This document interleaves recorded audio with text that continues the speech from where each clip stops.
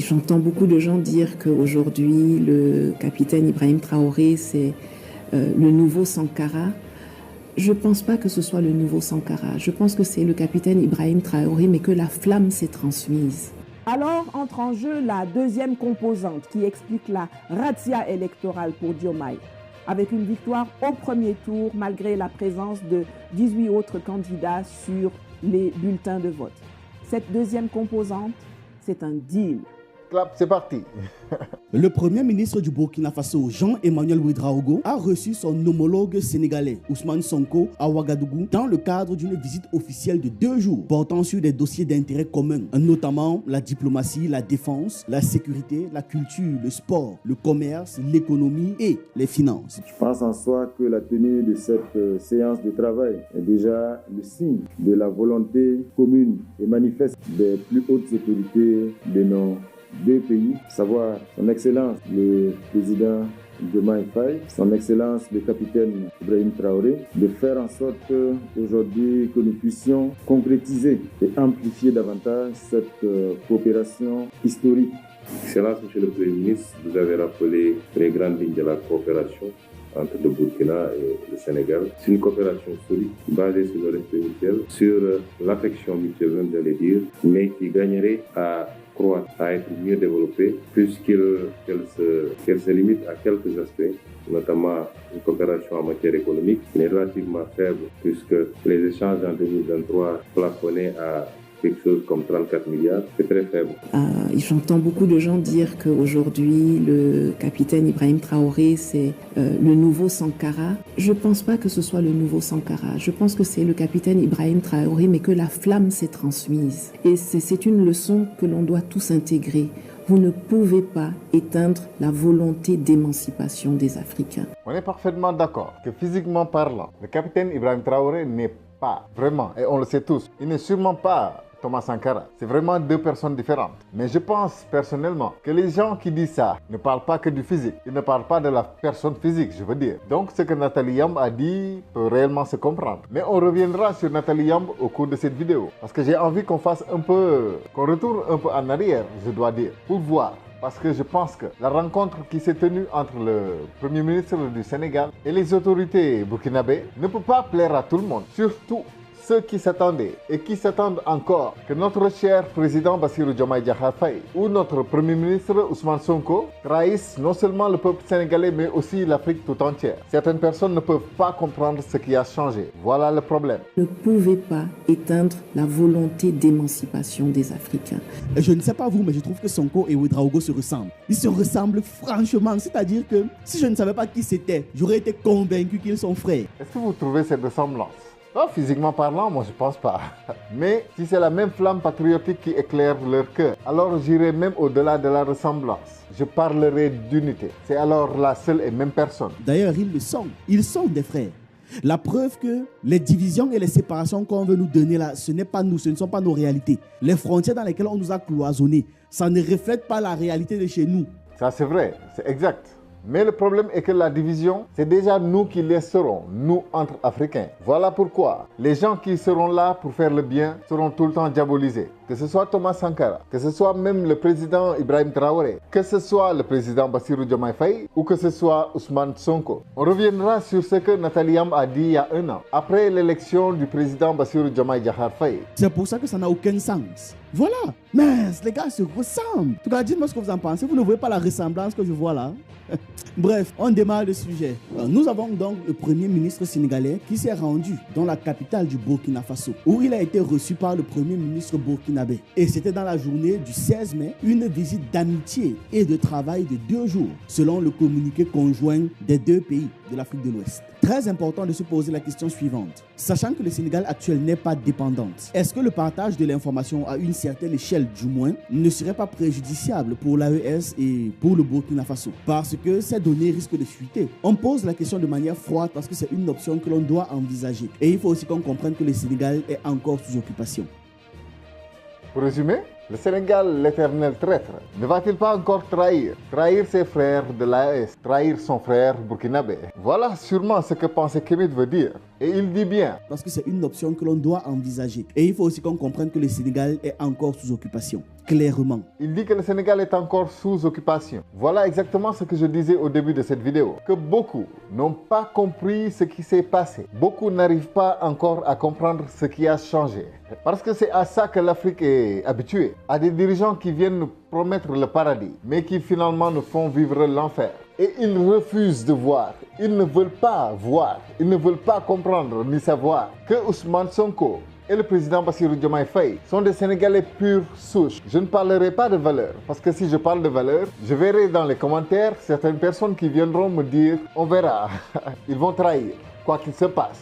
C'est quelque chose de ce genre que disait Nathalie Yamb il y a un an. On y reviendra au cours de cette vidéo. Il n'y a pas de demi-mesure dans la souveraineté. La souveraineté ne se partage pas. C'est Charles de Gaulle qui a fait cette déclaration. La souveraineté ne se partage pas. Dès l'instant où il faut déjà faire des compromis, des discussions bizarres, ce que vous n'êtes pas souverain, aussi simple que ça. Ce que Pensée Kémit veut dire, et ce qu'on dit des gens comme ça, ce qu'on dit des gens comme Nathalie Yamb, ces gens qui se disent panafricains, c'est que le Sénégal a mal choisi son chemin. Le Sénégal a choisi de passer par les urnes. Par exemple, le Sénégal a décidé de respecter ce qu'on appelle la démocratie. Le Sénégal a choisi de battre l'ennemi sur son propre terrain. Et malheureusement pour eux, quelqu'un comme Pensée Kémit ou ceux qui font aveuglément confiance en quelqu'un comme Nathalie Yamb, ils pensent que la seule façon d'être souverain, c'est d'attaquer frontalement, arracher sa souveraineté par les armes. Voilà pourquoi le Sénégal est si mal respecté. Voilà pourquoi nos frères africains ne cessent de nous insulter. Je vais vous donner un exemple. Voyez vous-même ce commentaire. Quelqu'un comme Koudar Goudjou nous dit que depuis qu'ils ont pris le pouvoir, le duo du Sénégal montre leur camp. Il espère que vous soyez prudents. Il y a des gens qui ne s'attendent qu'à ça, que Sonko et Diomaye trahissent. Mais ça n'arrivera pas. Je vous l'ai dit l'année dernière et je le répète aujourd'hui. Ça n'arrivera pas. En tout cas, pas pour les richesses de ce monde. Et des commentaires comme ça, j'en ai reçu plus d'une centaine. Sur la vidéo que j'ai faite en réponse à Nathalie Yamb l'année dernière. Mais cela ne va jamais nous décourager, nous Sénégalais. C'est nous qui avons choisi Sonko et Diomaye et nous savons pertinemment pourquoi. En fait, j'aimerais que l'on comprenne une chose, que l'on comprenne un peu la mentalité sénégalaise. Le Sénégal est un peuple qui n'arrive jamais là où on l'attend. Je vous donne un exemple pur. Quand l'ex-président Macky Sall a cru qu'il avait les pleins pouvoirs, que le Sénégal était un peuple qu'on pouvait réellement corrompre sans problème, il a tout fait pour contrer Ousmane Sonko. Mais le peuple est resté déterminé. Quand il s'est dit que le peuple ne se battrait jamais pour un homme, il a été très surpris de voir ce même peuple descendre dans la rue, se battre jusqu'à la mort pour sauver son espoir. Lui-même est sorti, a fait un discours et a dit « Je vous comprends ». Parce qu'à ce moment, il était réellement entre le marteau et l'enclume et il le sentait. Après, il a pris le temps, il s'est préparé. Il s'est armé et a lui-même dit que ce qui s'est passé n'allait plus jamais se reproduire. Pourquoi? Parce que la première fois, il n'était pas prêt. Mais il savait qu'il allait se préparer et il s'est préparé au combat. Et quand il a voulu que le peuple sorte, le peuple lui a dit non, on ne se battra pas. Nous allons t'attendre aux urnes. C'est ça la mentalité sénégalaise. Et c'est ça qui s'est passé. Il a été battu aux urnes par cette soi-disant démocratie. Le Sénégal a battu son ennemi sur son propre terrain.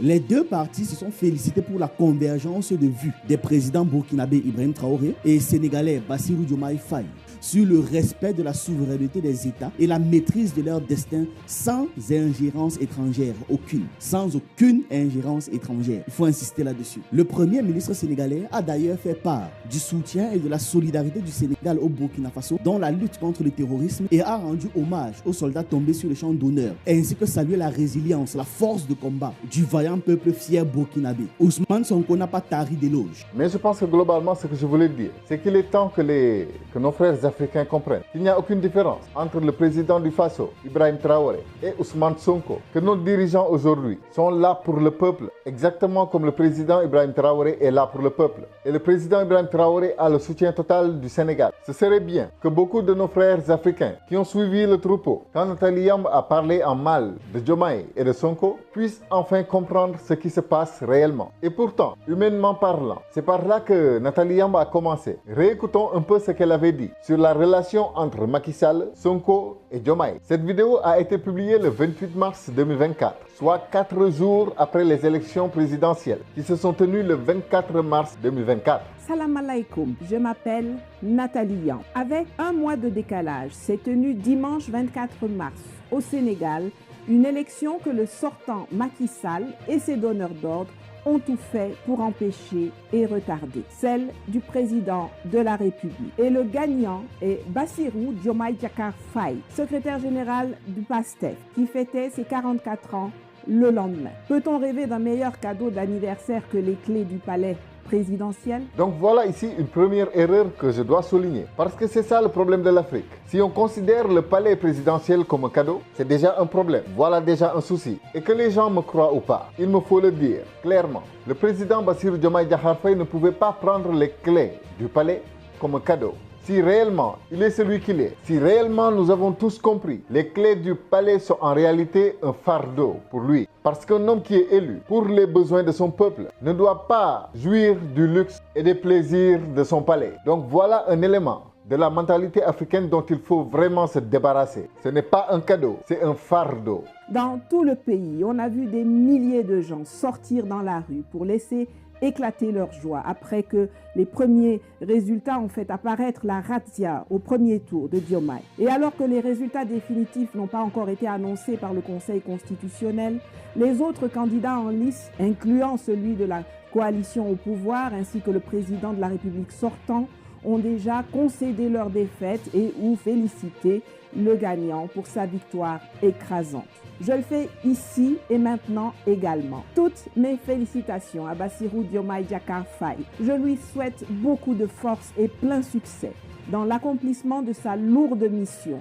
Et j'invite le peuple sénégalais à l'accompagner de son soutien dans la négociation du tournant historique qu'a laissé entrevoir le projet qu'il a porté. Mais la joie légitime n'empêche pas l'apparition de certains questionnements que j'ai pu recenser ici et là. Il y a ceux qui sont frustrés parce qu'ils pensent que cette victoire devait revenir à Ousmane Sonko lui-même et non pas à un candidat de substitution. Il y a ceux qui s'inquiètent de certains soutiens. Il y a ceux qui s'interrogent sur un ralliement du Sénégal à l'Alliance des États du Sahel. Il y a ceux qui se demandent comment l'attelage Diomaye Sonko va fonctionner, etc., etc. Dans cette chronique, je vais aborder ces questions et vous donner mon avis sur les perspectives qui attendent le peuple sénégalais et les Africains. Donc dès le début, il s'agissait de chercher des poux au président Bassirou Diomaye Faye. Il s'agissait de parler d'une certaine frustration, peut-être même du peuple sénégalais, du fait que c'est Ousmane Sonko qui devait être président. Mais une chose a été mal comprise,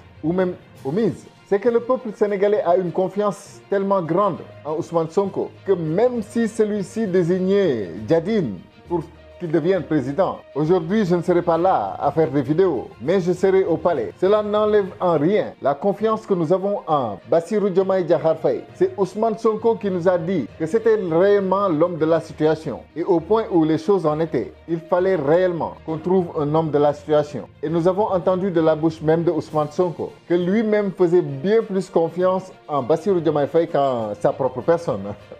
Donc il n'y a pas eu de frustration pour tous les Sénégalais qui ont voté Bassirou Diomaye Diakhar Faye. Tout d'abord, je veux féliciter le peuple sénégalais. Cette victoire, c'est avant tout la sienne. Celle des cadres, des élus, des militants, des sympathisants du PASTEF. Celle de tous ceux qui, sans être enrôlés au parti, ont cru au projet. Ceux qui, sans être partisans de Sonko, se sont aussi levés, sont descendus dans la rue ou sur les réseaux sociaux, ont affronté la répression, les tentations de troisième mandat, se sont inscrits, sont allés chercher leur carte d'électeur, ont battu campagne et sont allés voter. C'est aussi la victoire de nos martyrs, tués par les forces et les milices aux ordres de l'agent local du système France-africain. Le peuple a parlé. Donc dans cette vidéo, Nathalie Yamb semble tout comprendre dès le début. Et je sais qu'elle a tout compris, mais c'est par la suite qu'elle va elle-même plonger dans la manipulation. Elle va dénigrer et donner matière à insulter à tous ces moutons-là qui suivent sans même réfléchir, qui boivent ses paroles sans même essayer de comprendre. Voilà pourquoi, malheureusement, beaucoup de nos frères africains se sont mis à insulter le peuple sénégalais. Beaucoup de nos frères africains se sont mis à souhaiter l'échec même du président Bassirou Diomaye Faye et de Ousmane Sonko. Ils s'attendent, et jusqu'à aujourd'hui encore, à ce que ce duo trahisse. Je l'ai dit l'année dernière et je le répète aujourd'hui, cela ne risque pas d'arriver. Et un jour, vous aurez honte. Ça, c'est moi qui vous le dis. Vous le savez, ça fait des années que je soutiens mes amis de PASTEF et du collectif Frappe France Dégage de celui que j'appelle affectueusement mon voisin et camarade Guy Marius Sagna pour sortir le Sénégal des griffes de la France-Afrique. Il y a sur ma chaîne plusieurs vidéos que j'ai faites qui vous permettront de suivre l'évolution de la situation au Sénégal ces dernières années et que vous pourrez regarder à la fin de celle-ci. Mais en résumé, depuis maintenant 8 ans, Macky Sall a systématiquement instrumentalisé l'administration, les forces de l'ordre et la justice pour radier Ousmane Sonko de la fonction publique, le mettre en prison, empêcher sa candidature à l'élection présidentielle, allant jusqu'à l'accuser de viol, d'association de malfaiteurs en lien avec une entreprise terroriste, d'atteinte à la sûreté de l'État, de diffamation, de vol de téléphone portable. Vous avez bien entendu, jusqu'à le radier des listes électorales, jusqu'à ordonner la dissolution de son parti politique, jusqu'à emprisonner ses cadres, ses militants, ses sympathisants par milliers et jusqu'à faire tuer plus d'une trentaine de Sénégalais à cet effet. Et puis, à 10 jours du scrutin, comme par magie, abracadabra, le même Ousmane Sonko est libéré ainsi que Bassirou Diomaye Faye qu'il avait désigné comme candidat de substitution après avoir été lui-même mis injustement hors course. Donc c'est cette libération qui a fait débat. Et c'est même de cette libération que Nathalie Yamb va parler. Elle va en parler comme un deal, mais on va y venir. Donc voilà pourquoi j'ai l'impression que Nathalie Yamb s'est préparé un très beau plat. Mais au moment où les gens ont commencé à déguster, elle a jeté du sable dessus. Quel gâchis! Comment est-ce possible? Je vais vous dire. Cela a d'abord et avant tout été rendu possible par le travail monstre abattu par Ousmane Sonko et les militants de PASTEF depuis des années. D'une part, à travers l'élaboration et la diffusion sans relâche d'un projet de société qui prend en compte l'intérêt premier des populations et non celui des puissances étrangères et institutions extérieures. Pas un truc bidouillé à la va-vite là, 6 semaines avant les élections, mais un projet de rupture solide et audacieux. D'autre part, à travers la présence constante de Sonko et de ses militants sur le terrain, au pays et dans la diaspora. Après sa défaite à la présidentielle de 2019, Sonko ne s'est pas assis sur ses talons à pleurnicher comme tant d'autres en se parant d'un titre fantasmagorique de président élu sur les réseaux sociaux. Mais il a repris le travail dès le lendemain de l'annonce des résultats, maillant le terrain, enthousiasmant la jeunesse du Sénégal et d'ailleurs, élargissant son réseau. Et puis il y a l'homme, Sonko, dont on est forcé de reconnaître le courage, qu'on l'aime ou qu'on ne l'aime pas. Contrairement à son copain tchadien Cheikh Masra qui demande aux gens d'aller voter pour lui alors que lui-même fuit pour se cacher dans les jupes du département d'État américain, Sonko est resté et s'est toujours mis au devant du peuple pour le protéger, même si cela signifiait qu'il soit humilié, maltraité, emprisonné, ainsi que sa famille. Donc voilà pourquoi beaucoup de gens pensent que je suis quelqu'un qui n'aime pas Nathalie Yamb, alors que ce n'est vraiment pas le cas. C'est une personne que j'aime bien, que j'écoute, dont je suis certain du patriotisme, dont je suis certain même du panafricanisme. Mais il m'a fallu réagir l'année dernière par rapport à cette vidéo, juste parce que je ne comprenais pas pourquoi, ni comment une personne pouvait savoir tout ça de Sonko et après, juste après, l'accuser d'avoir fait un deal avec le diable. Et oui, quand je parle du diable, je vous parle du Macky Sall. Enfin, il est évident que le PASTEF a une capacité de résilience et de réinvention de soi extraordinaire. Ils ne sont pas nombreux, les partis politiques capables de continuer à fonctionner et même à lancer une campagne électorale présidentielle avec une bonne partie de son leadership en prison, dont le président candidat naturel du parti et le candidat de substitution dans un contexte de musellement violent. Niveau résilience, ça me rappelle l'ANC d'Afrique du Sud. Cet ensemble de choses a fait que jusque dans les officines occidentales, jusqu'au Palais du Plateau, à Abuja, à Paris, Washington, les sondages étaient sans appel. Malgré la tentative de coup d'État constitutionnel de Macky Sall pour tenter de réintégrer au forceps Karim Wade, le candidat préféré de son boss Macron, malgré la répression sauvage, malgré l'instrumentalisation de l'appareil de l'État, malgré les armes distribuées aux nervistes du régime, malgré tout ça, les sondages établissaient sans aucun doute à minima la présence de la coalition Diomaye président au deuxième tour. Alors entre en jeu la deuxième composante qui explique la razzia électorale pour Diomaye, avec une victoire au premier tour malgré la présence de 18 autres candidats sur les bulletins de vote. Cette deuxième composante, c'est un deal. Est-ce que vous avez vu la façon dont Nathalie Yamb a mis l'accent sur le deal? Pourquoi vouloir nous faire croire qu'il y a eu un deal? Et qui est-ce qui aurait bénéficié de ce deal? Parce qu'en vérité, je vous le dis, si deal il y avait, le seul bénéficiaire de ce deal aurait été le président sortant, celui qui a fait de notre palais présidentiel un Macky Sall. Tout comme pour la libération de Nelson Mandela le 11 février 1990, celle de Sonko et de Bassirou s'est accompagnée de deals. La question est de savoir avec qui et quelle en est la teneur. Je ne vais pas prétendre que je sais, mais je peux vous dire avec certitude qu'il y a 4 entités qui avaient besoin de négocier avec la paire Faye-Sonko. Donc là aussi, c'est une autre erreur que Nathalie Yamb a commise, c'est-à-dire avancer des choses sans même en avoir la preuve. Donc c'est juste parce qu'elle le pensait. Voilà pourquoi elle a dit qu'il y avait un deal. Elle a clairement dit qu'elle ne dirait pas qu'elle savait. Mais elle n'avait que des questions. Qu'elle l'ait fait exprès ou pas, ça c'est une technique de manipulation. Malgré tout le bien qu'on sait de Ousmane Sonko, il fallait qu'elle amène quelque chose comme un deal, en mettant réellement l'accent dessus. Comme ça, tous les moutons et tous ceux qui ont l'esprit aussi fragile qu'une feuille dans le vent commenceraient réellement à douter et auraient aussi matière à commencer à dénigrer notre président de la République et Ousmane Sonko. Est-ce que c'est le résultat qu'elle a voulu avoir? Je n'en sais rien. Mais je sais que si aujourd'hui elle est toujours convaincue que le duo Sonko-Diomaye vont trahir, elle commence réellement à avoir honte. Et elle devrait avoir honte. Elle et tous ceux qui continuent encore de douter et de souhaiter le mal au Sénégal, juste pour pouvoir dire « nous vous l'avions dit ». Il s'agit d'abord et de toute évidence de Macky Sall pour gérer l'après-pouvoir. La deuxième, c'est la France, également une évidence, puisque c'est elle qui a le plus à perdre avec une sortie du Sénégal de l'UEMOA et du franc CFA, dont Dakar héberge le siège de la Banque centrale. Le ralliement en dernière seconde de son candidat Karim Wade, ainsi que la bienveillance des médias France-Africains est un indicateur. La troisième entité est intimement liée à la France, c'est la CEDEAO. Si le Sénégal décide de rejoindre l'AES, c'est la mort instantanée. Et enfin, la quatrième entité qui avait besoin de négocier, c'est les États-Unis. La première entité qui serait réellement intéressée par ce deal serait Macky Sall. Effectivement, pour la simple et bonne raison qu'il ne voulait surtout pas faire une passation de service avec le gosse.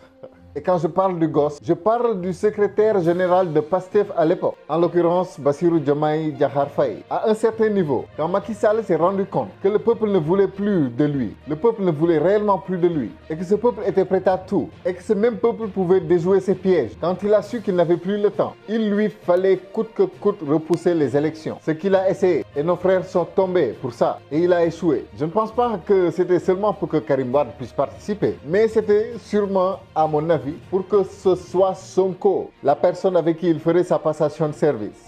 À un certain moment, c'était une question d'honneur. Il lui fallait sortir par la grande porte. Et sortir par la grande porte, c'était de donner les clés du palais à Ousmane Sonko lui-même. Mais ce qui s'est passé est que Ousmane Sonko avait déjà choisi son candidat, ce qui est très rare en Afrique, voire inexistant. Et c'est exactement ce que Macky Sall voulait éviter. Parlant de la France, il a suffi au peuple sénégalais de comprendre. Il nous a suffi de réveiller cette flamme patriotique, cette flamme que Ousmane Sonko a réveillée, pour que nous sachions que nous sommes un pays responsable de nos actes, un pays qui doit prendre son indépendance. Pas seulement l'indépendance des porteurs de pancartes, mais l'indépendance du Sénégal. Il nous fallait des gens comme nous, de vrais Sénégalais, avec de bonnes valeurs et une bonne éducation pour diriger notre pays. Et ces gens-là, nous les avons trouvés en la personne de Ousmane Sonko et de Bassirou Diomaye Diakhar Faye et des gens qui composent le parti PASTEF. Parlons de la CEDEAO. Une autre des raisons pour lesquelles beaucoup de nos frères africains nous en veulent encore et nous insultent. Surtout quand le président Bassirou Diomaye Diakhar Faye est allé en Côte d'Ivoire et a parlé du maintien de la CEDEAO. Des foudres lui sont tombées dessus et sur son peuple aussi. Mais la CEDEAO a à sa tête des êtres humains. Si ces êtres humains sont corrompus, alors la CEDEAO ne peut être que corrompue. Mais si ces êtres humains sont droits, alors la CEDEAO ne peut être que droite. Voilà ce que beaucoup n'ont pas pris en compte. Parlant des États-Unis, nous connaissons tous les États-Unis. On sait qu'ils ont des intérêts partout dans le monde. et qu'ils ne sont intéressés que par leurs propres intérêts. L'UNESCO, l'UNICEF, le PAM, l'UNHCR, l'UNOWAS, mais surtout en compétition géopolitique avec la Chine et la Russie et à la recherche d'un siège africain en Afrique de l'Ouest pour le commandement militaire américain en Afrique, qui est jusqu'ici basé à Stuttgart, en Allemagne, les USA préfèrent nettement composer avec des réformateurs comme Sonko plutôt que de laisser le cancre Macron continuer d'instaurer le chaos dans ce pays stratégique du Golfe de Guinée, non seulement parce qu'il est nouvellement producteur de pétrole et de gaz, mais aussi parce qu'il est un des points de départ d'une vague migratoire en direction des États-Unis qui est centrale au sein du débat politique américain en cette année électorale. Donc, après cette vidéo qui a ouvert la voie à toutes ces insanités que nous avons entendues par la suite, Nathalie Yamb a fait un post aussi sur Facebook, classant carrément le président Bassirou Diomaye Diakhar Faye parmi les plus grands dictateurs de ce continent. Et ça a fait son effet. Ça a choqué beaucoup d'entre nous parce que réellement on ne s'attendait pas à ça de sa part. Mais aussi ça a permis à beaucoup encore de nos frères africains de nous insulter comme pas possible. Le Sénégal, ce pays qui a toujours trahi, va encore forcément trahir. C'est ça qu'ils se sont dit, que le duo Diomaye Sonko n'était là que pour les délices du pouvoir et que tôt ou tard, on verrait. Jusque-là, un an plus tard, le Sénégal est de plus en plus fier de son choix. Contre vents et marées, le Sénégal a su arracher démocratiquement le pouvoir des mains de la France, de Macky Sall et de toutes ces entités qui ne sont là que pour leurs propres intérêts. Nous savons que le système n'est pas encore mort, qu'il est peut-être agonisant, mais l'essentiel c'est que nous savons qu'il existe et qu'aujourd'hui nous savons faire réellement la différence entre ces gens dignes de confiance et les autres. Donc c'est encore une fois que je demanderai à tous nos frères africains. Il est temps qu'on sache que l'Afrique a besoin de s'unir. Nous n'avons plus besoin de nous insulter les uns les autres. Nous n'avons plus besoin de nous diviser. Soyons unis. Je pense que je peux arrêter la vidéo ici. Je vous donne rendez-vous dans une prochaine vidéo. À bon entendeur. Salam.